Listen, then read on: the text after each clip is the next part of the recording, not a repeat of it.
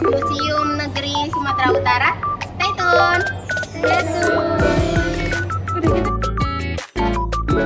Hello guys, I'm Ferry. Halo, my name is Fitri Aulia. Hai, I'm Nurdina. Hello, my name is Intan Fasanibawan. Hi, I'm Josh. Halo guys, I'm Johannes. Hello, I'm Nuni. Hello, my name is Mutia. Hello, my name is Naisha. Hello, my name is Susi.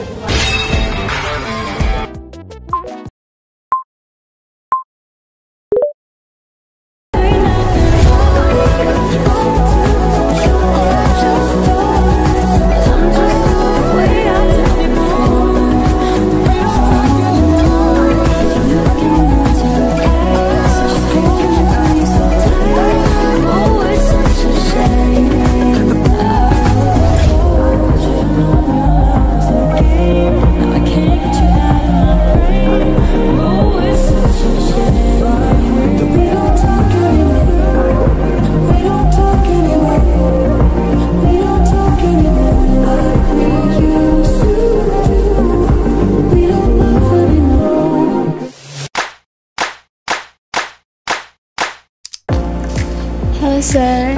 Hello, What is your name? my name is Matteo. Cameron, Okay. Where are you come from? Switzerland. Switzerland, yes. Nice to meet you. Nice to meet you. By the way, my name is Naisha. I'm student from Universitas Negeri Medan. So, is it your first time to come Museum Negeri Provinsi Sumatera Utara? It is our first time, yes. Okay, I will explain history about Museum Negeri Provinsi Sumatera Utara. The State Museum of North Sumatra Province was inaugurated on April 19, 1982 by the Minister of Education and Culture, Dr. Daud Yusuf. However, the placement of the first collection in the form of a pair of makara was carried out in 1954 by the first President of Republik Indonesia, Insinyur Soekarno. The makara, which became the first collection of this museum, came from the Biara Sitopayan, a temple located in North Padang, Lawas, Regency. Because of these two collections, the State Museum of North Sumatra Province is also known as Gedung Arca or Statue Building. Before we go inside, take a moment to observe the museum's architecture.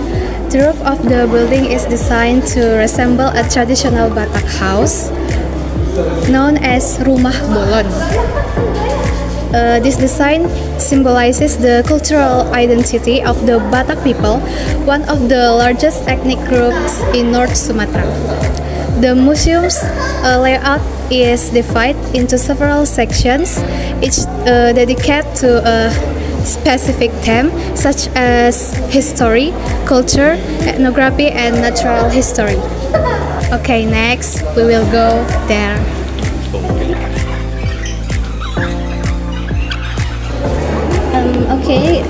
I'm Melanie Putri Effendi. Our first stop is the prehistory collections.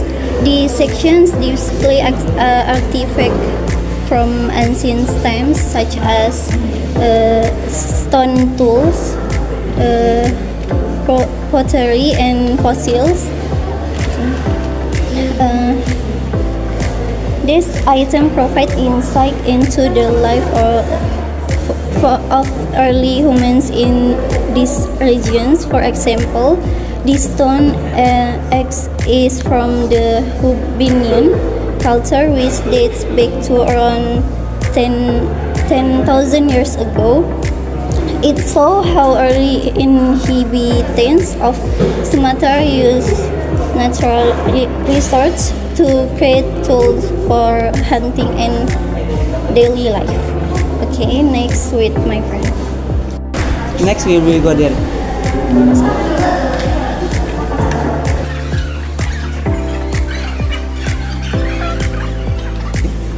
Next, we'll explore artifacts from ancient kingdom that once ruled this region. One of the most significant kingdoms was the Sriwijaya Empire, which controlled much of Sumatra and the Malay Peninsula between the 7th and 13th centuries. Here you can see stones inscription, royal seals, and traditional weapons. This replica of a Batak king's throne, for example, symbolizes power and authority in traditional Batak society. Can you explain us what this coffin is? This coffin from Southern Nias is decorated with the head of Lasara, a mythical animal of the ancient Nias. At the top of the coffin lid is a male figure in a reclining position. This coffin was made from nobles considered meritorious and placed at the front of the village. Thank you. We will move to the next section. Is in the second floor. Can we? Yeah. Okay.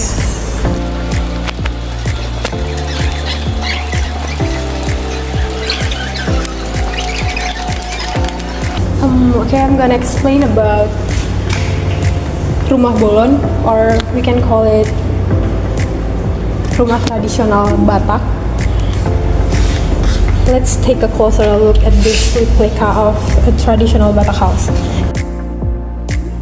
called Rumah Bolon. These houses were built without using nails and are designed to withstand earthquakes. The structure is supported by large wooden pillars, and the roof is made from woven palm fibers. The carvings on the walls and roof have special meanings, often relate to protection, prosperity, and the family social status. And explained by my friends.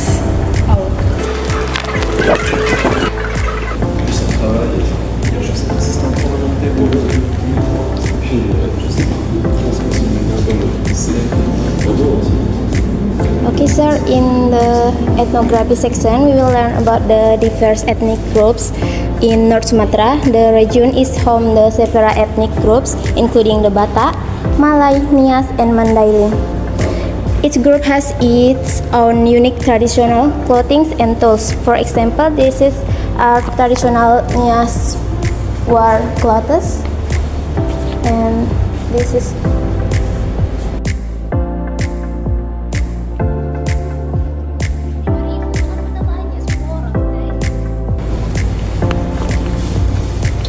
over here. You can see the Mandailing musical instruments, which are often played during traditional celebration.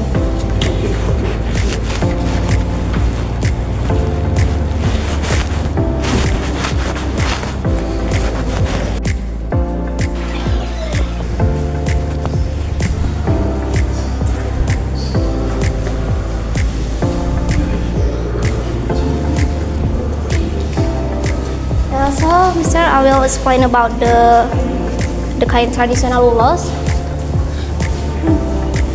Ulos is a traditional woven fabric of the Batak people from North Sumatra. In the Batak language, ulos literally means blanket. And historically, ulos was used to protect the body from the cold weather, as the Batak ancestor lived in a highland area with a cold climate. Over time, ulos evolved into a cultural and ceremonial symbol that play a vital role in Batak tradition. So, in this section, there is a various type of ulos, like this one is like ulos ragi pako, and ulos kali manggiring, ulos irara, ulos sibolang, ulos bintang maratur, sadung or abi godang, and basai. Actually, in the tribes in North Sumatra has a unique woven fabric made from cotton with different pattern and different names. Toba people name their woven fabric as ulos, Karo people name Yuis, Malungun people name Hiu, Pakpak people name ulos, and the Pengkolan Mandailing named as habit, and the Malay call it soket.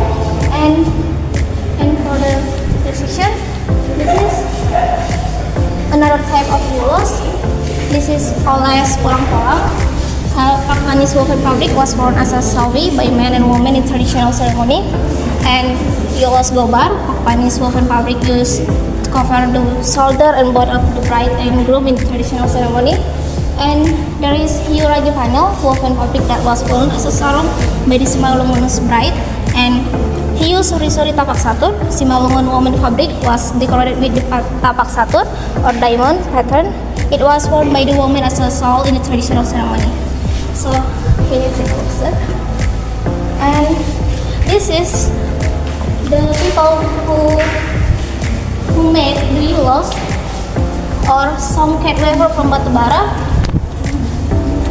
Batubara is the most famous area in North Sumatra as a Malayan songket producer. The manufacturing process begins with the mangkul stage to prepare the raw materials. The thread was dipped in the water mixed with dye. In older time, they used natural dyes. The next stage is menjemur, where the thread is pieced and then dried in the sun. However, the availability of color yarns today means that this process is no longer needed. And actually, that's all. Thank you. Thank you. Let's move to the natural history section.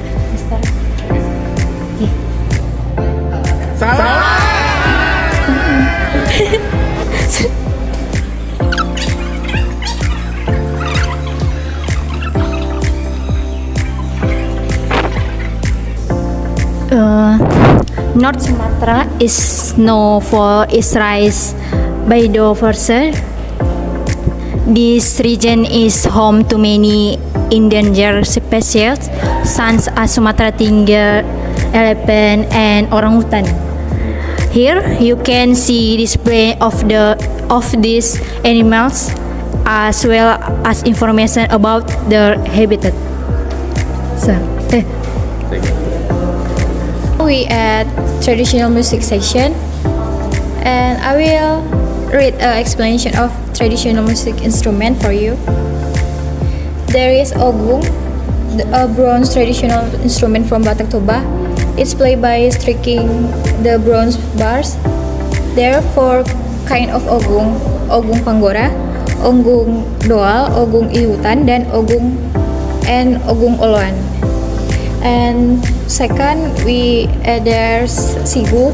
Sigu is Niasan woodwind type instrument made of seashell that was blown during hunting, common to summon fellow hunters after spotting their prey. And there's sarune. Sarune, a woodwind instrument from Batak Toba made of silostrum and tabalau wood. In the past, saruna was part of music ensemble called Gondang Sambangunan. Together in the Tenganing Gordang, Ogung and Hisek. They usually perform this ensemble in ritual ceremonies. And next section will continue with my friend. Okay, Mister, we will to next section. Yes.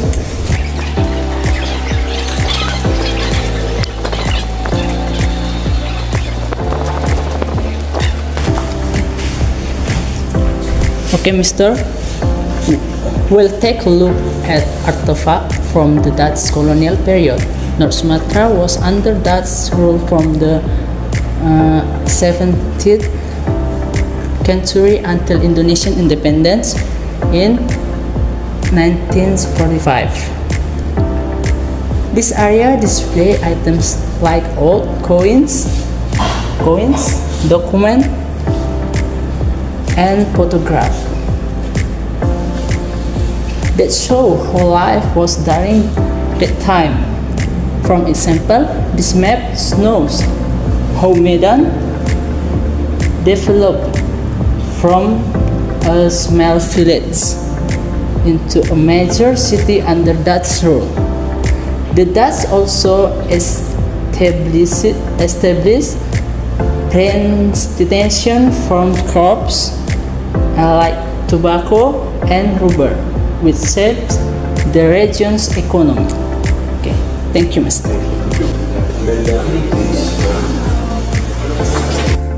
Yes. you're welcome. Yeah, And this is a little gift for sure. Really?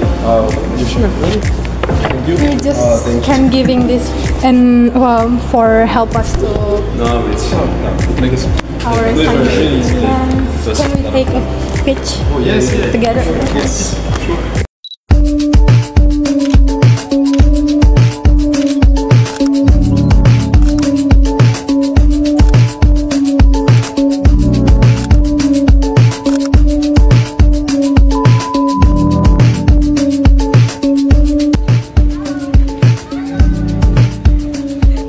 Kami mau mencari baju I Love Medan.